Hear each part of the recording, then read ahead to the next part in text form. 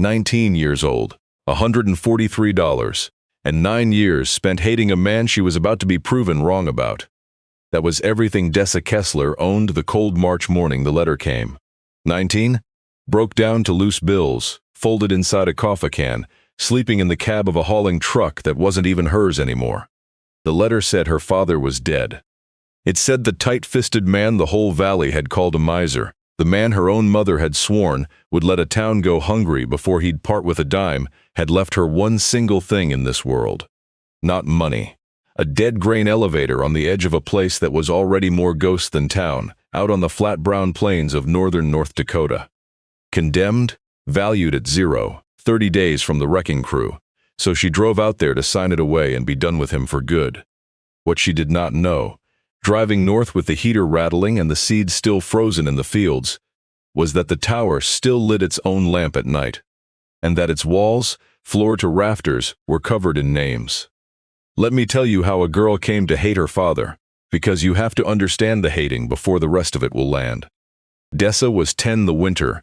Her mother packed 2 suitcases and drove them 300 miles south, away from the wind and the wheat and the tall gray tower where her father worked. She remembered the drive better than she. Remembered the leaving. She remembered her mother's hands white on the wheel and her mother's voice going over the same words like a rope being pulled through a hole.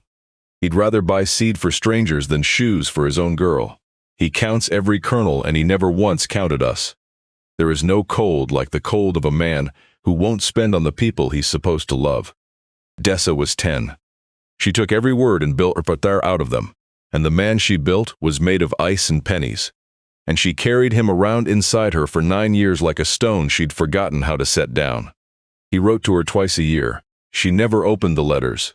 That was the closest thing to power a child has, the power to leave an envelope sealed, and she'd used it like a fist. When the letters stopped, she told herself she was glad. She was 17 when they stopped. She did not let herself wonder why. Her mother got sick the year Dessa turned 16, and Dessa quit school to nurse her, and nursed her for 3 years through a long thing that ate the savings, and then the rent money, and then the little rented house itself.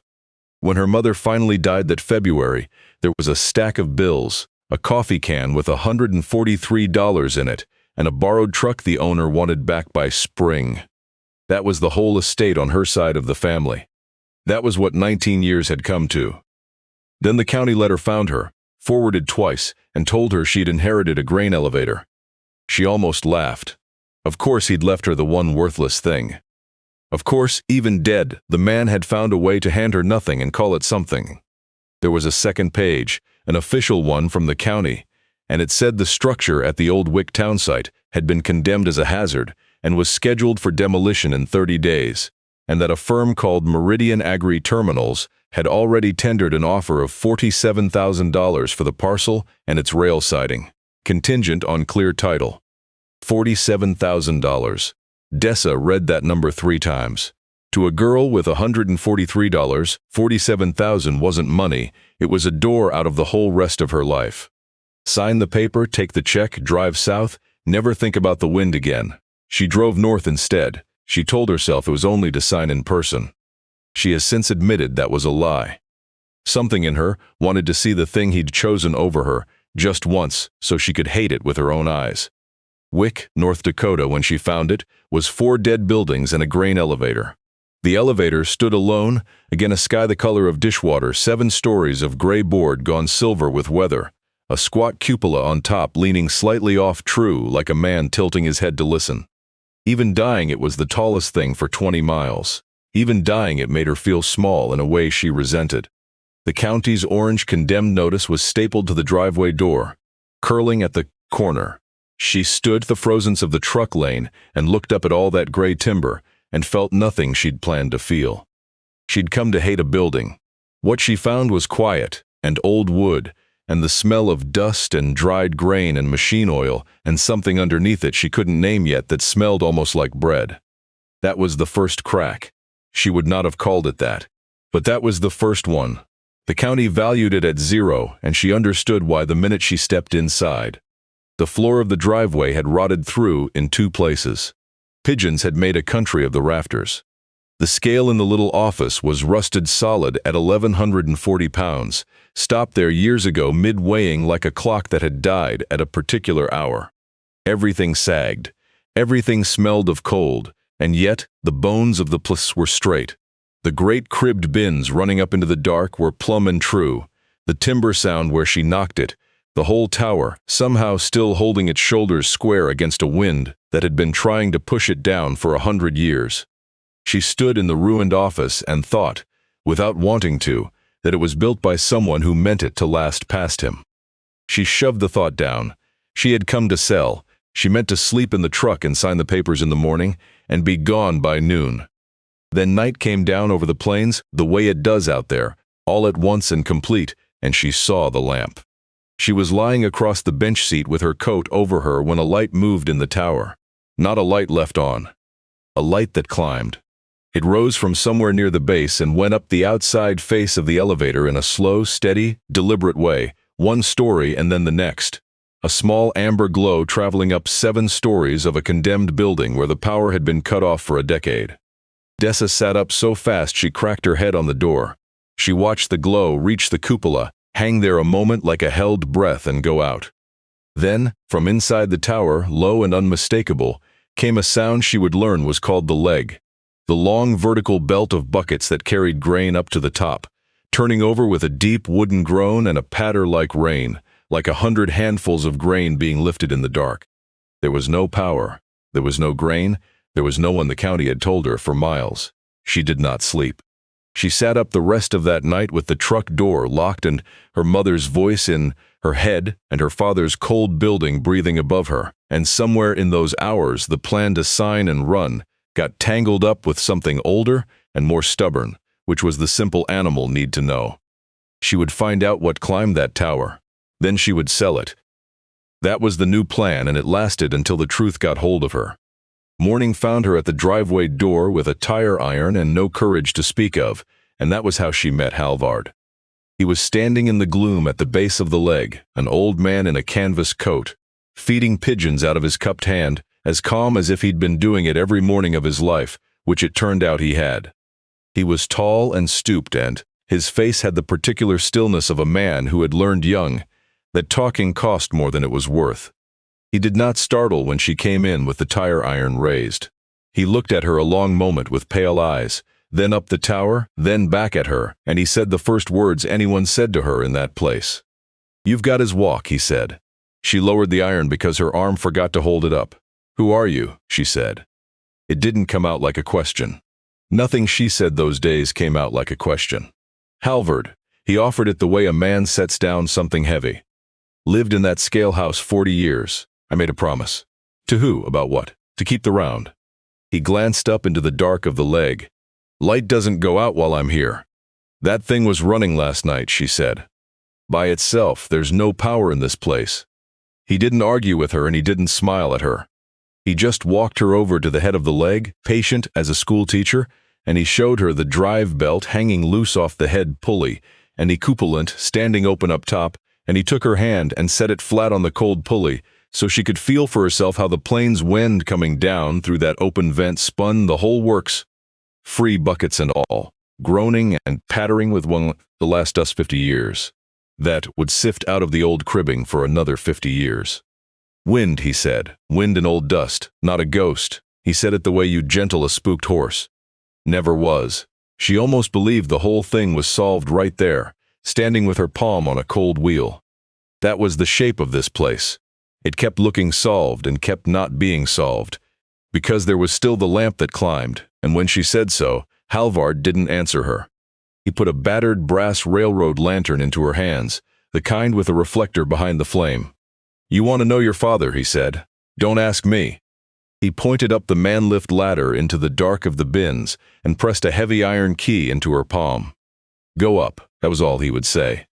"Before we go any further, I want to ask you something. If a story like this one, a quiet one, about the kind of good that never asks to be seen, means anything to you, take 1 second and subscribe and tell me in the comments where in the world you're watching from tonight. It matters more than you'd think on a channel like this now. Back to Dessa and the lantern and the long climb up into the dark and the first name on the wall. The bins were like the inside of a church built by someone who didn't believe in windows. She went up the man lift with the lantern held out ahead of her, and the light swung and jumped across the cribbed walls, and it took her a full minute of climbing before her eyes made sense of what they were seeing. The walls were written on, not scribbled, written in a careful block hand, in pencil and chalk, and once in a while in paint, running in neat columns up the inside of every bin as far as the lantern would throw. She lifted the flame close to the nearest column and read, Heiberg, 14 bushels held, spring of the drought year. Planted, God willing.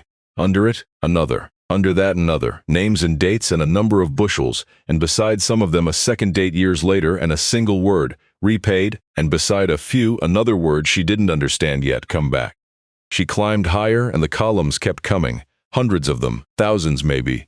A tower-packed floor to head house, not with grain, but with names. Each one a family, each one a spring, each one 14 or 20 or 40 bushels of seed her father had cleaned and held back and given away free, so that a ruined farm could plant one more year.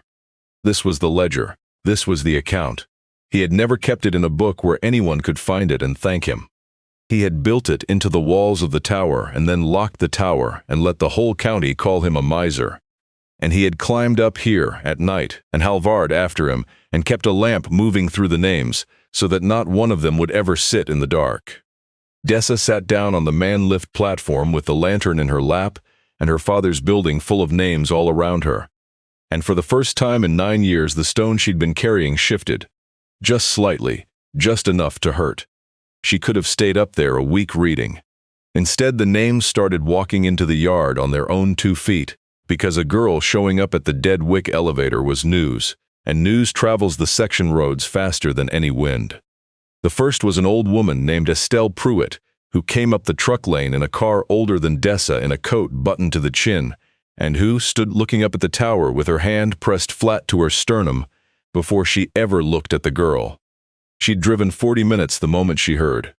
"Is it true?" the old woman said, not taking her eyes off the tower. "That they mean to knock it down. In 30 days, Dessa said. Less now." Estelle Pruitt sat down on the running board of the truck like her legs had simply quit under her, and she told the girl why that mattered so much to a stranger. The year her husband died, Estelle said, the crop had gone under hail 3 weeks before harvest, and the note on the quarter section had come due, and there was no seed and no money for seed, and no way to plant in the spring, which meant no crop, which meant the land was gone, which meant 60 years of a family on one piece of ground would end with her signing it over to the bank in her widow's black. She had gone to Dessa Kessler because he was the elevator man, and she had nowhere else to go, and she had been too proud to ask, and had ended up asking anyway, standing right about where the girl was standing now. And Reen, who everyone said wouldn't give you the steam off his coffee, had not given her a loan, because a loan she could never have repaid, and they both knew it. He'd graded a wheat crop she didn't have. He'd written a scale ticket for grain that never came across the scale, and paid her cash against it, enough for seed and the note both, and told her it was an advance on next year. And next year, when she brought real grain, he'd quietly torn the advance up. Settled, weather, he'd written, and never spoke of it again. She kept the quarter. Her grandson farmed it now. She had never told a living soul, because Ryan had asked her not to, and because a proud woman does not advertise the day her knees gave out. She was telling now, she said, because they were going to knock down the only building that knew. Somewhere up in the bins, Dessa knew without going to look, there was a column that started with the name Pruitt. Meridian Agri-Terminals came the next day, in the shape of a man named Corbin Vane. He arrived in a truck that had never hauled anything, matte gray and enormous, and he came across the frozen yard in clean boots with a leather folder under his arm and a smile he'd clearly bought in bulk. He called her Miss Kessler like it was a door he was holding open. He was sorry for her loss. He understood this was a hard time. He wanted to make it easier. Meridian would take the parcel and its rail siding and its water rights off her hands for $47,000, cash, in 10 days, and all she had to do was sign where the little flags were, and she could put this cold place and this cold history behind her and go live her life. He looked at the condemned notice on the door when he said cold place, and he looked at her patched coat when he said go live her life, and Dessa understood that he had read her the way you'd read, a scale. 19 broke, alone and standing on the one asset she'd ever have. He wasn't wrong about any of it. That was what made him dangerous. "I'll think about it," she told him. "Of course you will," he said it warm, and then he set the trap the way a man like him always does, gently. "Only thing is, the demolition runs on the county's clock, not mine. Once that crew rolls in, this parcel's worth half what I'm offering. And there's back taxes owed I don't imagine you can cover." He looked at her patched coat, kind as a knife. "It'd be a shame, Miss Kessler, a real shame, for pride to cost a girl in your spot $47,000. Then he left his card on the truck seat and drove his clean gray machine back down the section road, and the number sat in the cab with Dessa, like a second passenger, the whole rest of the day. The trouble was, the number was right, and the coffee can was almost empty, and the truck was due back. That is the honest part of this story I won't skip over. She wanted to sign. There were 3 whole days in there where the smart thing, the sane thing, the thing anybody would have told her to do, was take the $47,000 and go. Estelle's story was beautiful and the walls were beautiful, and none of it would pay for gas. Dessa was 19 and tired all the way to the bottom, and beautiful things had never once kept her warm. Then Wendell Torkelson found her, and after him the Delormes, and the walls started to weigh more than the number. Wendell was a big, soft-spoken man near 60 who farmed east of the town site, and he came not to talk but to bring her a hot dish his wife had made, which is how that country says a thing it can't say out loud. He stood in the ruined driveway eating nothing and looked up the leg for a while, and then he told her quietly that he'd been 8 years old the winter. His father's crop failed, and there'd been a stretch of about 6 weeks where the only supper in the house had been cornmeal mush moored in the elevator until his father came full of sacked seed wheat and something else under a tarp that turned out to be flour and beans. And no bill, ever, for any of it. His father had died still calling Reen a hard man, because his father needed to, because a man who has taken charity from another man will sometimes hate him a little for the rest of his life, just to stay standing. Wendell had figured out the truth slower over decades, the way you figure out most true things. "My dad called Reen a hard man till the day he died," he said, looking anywhere but at her. "I think he had to.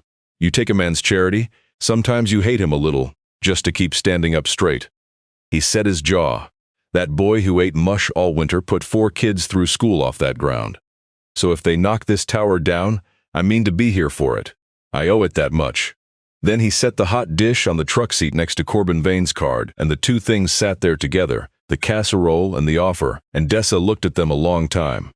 The Delormes came last, and they came carefully, the way people come who have learned that showing up can cost them. Leland Delorme was a man about 50 from up on the Turtle Mountain reservation, and he had his father's old grade tickets in a cigar box, and he laid them out on the truck hood, one at a time like cards. For years, he said, when his father hauled grain down off the mountain, the buyers in 2 other towns had docked it and downgraded it and shorted the weights. A little each time, the small, steady theft that a man with brown skin and a long drive home was expected to swallow. His father had started hauling the extra miles to Wick instead, because at Wick the elevator man ran the grain across the scale in front of you and read the moisture out loud and paid the full grade and the honest weight every time to everyone. And there was 1 year the crop was thin, and his father found 40 bushels of clean seed set aside in his name that he had not asked for and could not account for. Leland put the last ticket down. "My father said Ryan Kessler was the only buyer in 3 counties who weighed us the same as everybody else," he said. "That's not a small thing where we come from. That's not a small thing anywhere." He looked up at the tower a while. "You ought to know what it is you're selling." Dessa did not sign that day either. She went back up into the bins that night with Halvard's lantern, because she'd started to understand that the tower answered questions if you asked it in the right place, and there was one question left that was hers alone. 9 years she had believed her father gave everything he had to strangers and nothing to his own. She had built her whole self on that. So she climbed, and she read, and she looked for the years. The specific years, the 10-year-old years, the years of no shoes and the cold voice in the car, and she found them. And on the wall of a small high bin near the top, in the same careful block hand as all the rest, she found a column with her mother's name at the top of it, and then, under it, her own. Kessler D 12 bushels held, and a date, and below it another date 1 year later, and another below that, and another, one line for every single year she had been gone. 12 bushels of seed set aside every spring for a daughter who never came, held in her name in a locked tower she didn't know existed, by a man she had refused to open a letter from. The letters had stopped the year he got too sick to climb. That was the reason they stopped. Not because he'd stopped caring, but the lines on the wall did not stop when the letters did. He'd had Halvard climb for him after that and lay the seed in her name, 12 bushels a spring, right up until the county cut the power last fall. The final line was dated this year. He had held her a place to plant almost to the week he died. Here is the thing her mother never knew, the thing that had made a miser out of a generous man.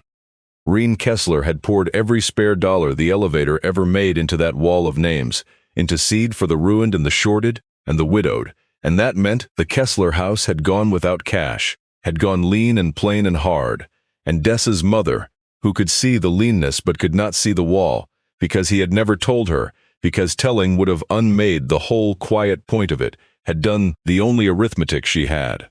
Cold house, empty pockets, cold man. She wasn't lying to her daughter in that car. She was reporting the only half of it she could see. He'd let his wife believe he was a miser rather than break the silence that kept the giving clean. He'd let his own daughter grow up hating him rather than say, "Look what I'm doing, love me for it." That is a terrible kind of goodness. That is the kind that costs the giver everything and asks for nothing back, not even the record straight. Dessa Kessler sat on the man-lift platform in the dark, with her own name held over her head in seed and pencil, and she put her face in her hands and she stopped hating her father. It did not come as forgiveness exactly. It came as grief, which is what forgiveness is when you're too late to say it to the person. She cried the way you cry when a story you've told yourself your whole life turns out to be the wrong story, which is to say, she cried for the father she'd had and never known she had, and she cried a little for the girl who'd kept those envelopes sealed. Then she climbed down and found Halvard in the scale house, and she asked him the only thing she had left to ask. Did he know, she said, that I hated him, that I never opened one letter? Halvard weighed it the way Reen had weighed grain, slow, honest, no thumb on the scale. He knew, he said at last. Set your seed anyway, every spring. He turned the lantern down a notch. Told me, keep it up there in case she comes home someday with nothing, and needs a place to start from. He looked at the coffee can on the truck seat, with its last few bills in it, and he looked at her. And he did not say the rest, because he didn't have to. She'd come home with nothing. There was seed in her name. Her father had planned, years ahead, for the exact worst night of her life, and left her away to plant out of it. Seed for spring, Halvard said, like it explained the whole world, and maybe it did. Always leave enough seed for spring. Now, before I tell you how it ended, because it does end, and it ends better than a girl in a cold truck had any right to hope, I have to tell you about the morning the gray truck came back with a lawyer in it, and Corbin Vane laid a demolition date and a tax lien on the hood and told Dessa Kessler her time was up. If you've made it this far with me, do me the one small kindness of hitting subscribe, so this kind of story keeps finding the people who need it. Now, back to the yard and the man in the clean boots, who was very sure that everything, in the end, has a price. Vane had done his homework. He'd seen the old easement sitting there in the county record, and bet it was toothless. A dead man's paperwork with nobody left alive to stand behind it, and he'd bet the girl was alone. That was the mistake, though he didn't know yet it was a mistake. He thought he'd found the lever that would end it. He came with a county tax notice, showing back taxes owed on the parcel, an amount Dessa plainly couldn't pay, and he explained, kinds as a knife, that if the taxes went unpaid the county would take the parcel and sell it, and Meridian would be first in line, and she'd walk away with nothing instead of $47,000. And wasn't that a shame, and wouldn't she rather sign now while the offer stood? He was so certain that was the tell. He'd read her as a broke 19-year-old with a worthless building and no cards to play, and on the date she'd driven up he'd have been exactly right. But Estelle Pruitt had made a phone call, and the phone call had reached a woman named Corinne Aubry, who ran a small farmland trust 2 counties over, and Corinne Aubry drove up that same morning in a mud-flecked sedan with a folder of her own, and she stood next to Dessa in the cold and let Corbin Vane finish, and then she opened the folder. Kessler had not been a simple man, and he had not been an unprepared one. 11 years before he died, while he could still climb his own tower, he had done a quiet, patient, lawyerly thing that matched the quiet, patient thing he did with seed. He had deeded the elevator and its ground and its water rights to a nonprofit he chartered himself, the Wick Seed Reserve, an irrevocable charitable trust whose sole purpose, written into the charter, was to clean and hold and give out seed grain to farmers in need forever. And over the land he had laid a permanent agricultural conservation easement, held by Corinne Aubrey's trust, which ran with the ground and could never be lifted, and which forbade in plain language the conversion of the parcel to industrial or commercial use, the removal of the elevator, and the sale of the rail siding or the water rights to any party for its to any purpose other than the roads. The easement runs with the land, Mr. Vane, Corinne Aubrey said, laying the pages out one at a time so he could watch his own mourning come apart. It can't be lifted, not by her, not by the county, not by you. There's no removing that elevator and no selling that siding to Meridian or to anybody for anything but the reserve. She tapped the last page. You've offered $47,000 for something that isn't for sale and hasn't been for 11 years. The back taxes were real. They were also, Corinne Aubrey added without looking up, about $900, which the reserve's small endowment, funded by a life insurance policy Reen had quietly carried all those years with the trust named as beneficiary, would clear by Friday. There was nothing for Dessa to sell. There never had been. Corbin Vane had offered $47,000 for a thing that was not, and had never been, for sale, because a man 11 years dead had reached forward through time and taken it off the market before the vultures ever smelled it. Vane stood in the yard with his folder and his flags, and his bought smile coming apart at the corners. And he did the arithmetic a man like him does, and he found there was no number that worked, because you cannot buy a thing whose entire legal existence is a refusal to be bought. He priced a tower full of names, and he priced it at $47,000, and the tower had been built, from the frost line up, to be worth exactly nothing to a man like him and everything to everyone else. He got in his clean gray truck. He did not say goodbye. The planes took his taillights in about a minute, and then it was just the wind, and the tower, and 4 people standing in a frozen yard, and the tower had won a fight it had finished, picking 11 years before anyone else knew it had started. Dessa Kessler stayed. You've probably guessed that by now, but I want to tell you how, because the how is the whole point. She could have handed the reserve to the trust and walked south to that other life. Instead, she went to see the notary who'd drawn up the charter, an old man in the county seat who'd known her father, and she asked him one question: whether the charter allowed the reserve to have a keeper, someone to live in the scale house and clean the seed and run the grain across the scale and keep the round. It did.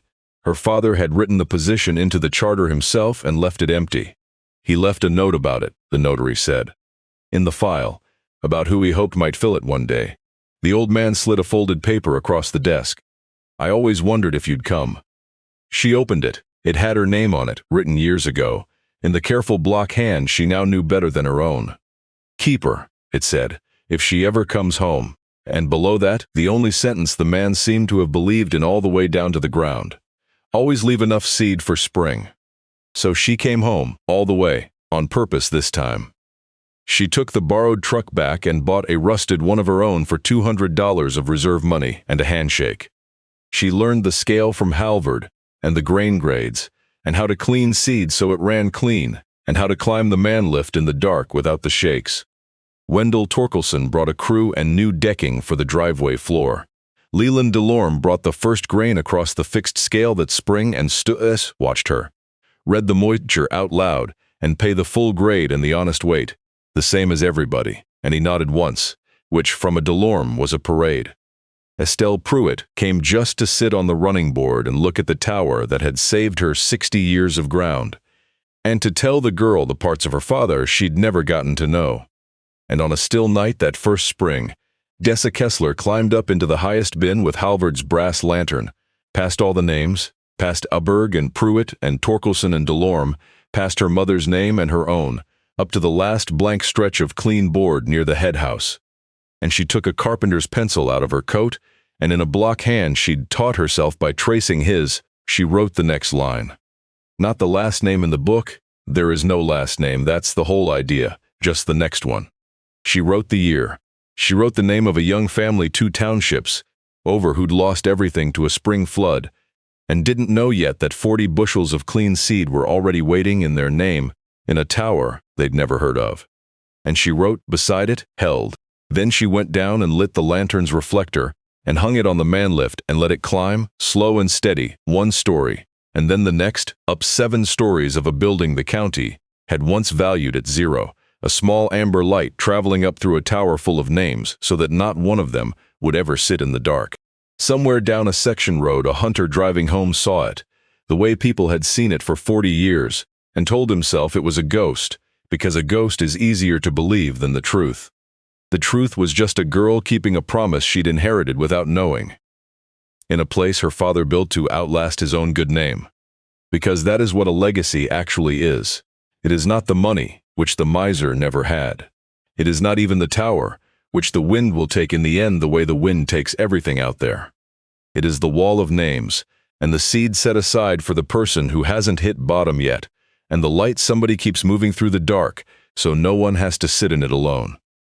Kessler let a whole valley call him cold, rather than take credit for the warmth. He let his own daughter hate him for 9 years, rather than break the silence that kept his giving clean. And when she finally climbed up into the truth of him, too late to say a word to his face, he had still, somehow left her the one thing she needed most, which was seed, and a place to plant it, and a reason to stay. Always leave enough seed for spring, she says now, the way he must have every time she climbs. Leave enough for the next one. Leave the light on. Leave the door of the tower unlocked, and the round unbroken, and a line of clean board near the top for a name that hasn't come home yet. They still say the elevator at Wick lights its own lamp at night, and now, at last, they're right.